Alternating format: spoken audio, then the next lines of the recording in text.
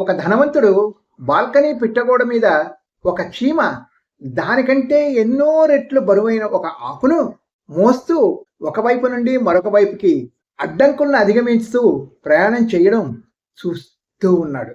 ఆ పిట్టగోడ మీద అడ్డంగా ఒక పగులు దాని దారికి అడ్డంగా మారింది.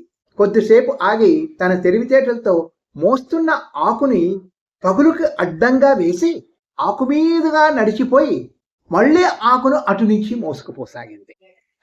ఆకును అవతలికి చేర్చడానికి దానికి ఉన్న మెదడు, అంచనా వేసే తత్వానికి, అడ్డంకిని అధిగమించే ప్రతిభకు ముగ్ధుడైపోయాడు.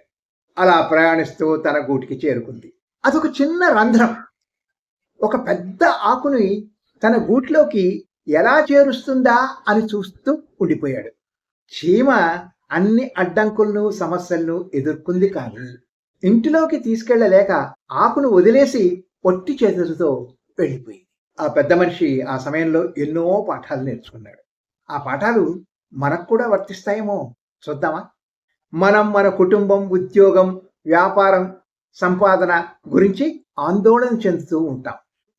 ఎంత పెద్ద ఇల్లు, ఎంత గొప్ప కారు, సుఖాన్నిచ్చే ఏ వస్తువులు కావాలో ఆలోచిస్తూ ఉంటాం.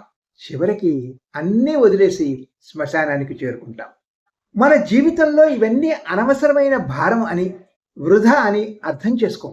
మన వస్తు సంపద పట్ల మనం అత్యంత జాగరూకత వహిస్తాం, కానీ వాటిని మనతో పాటు తీసుకుపోలేం అని గ్రహించం. Good luck.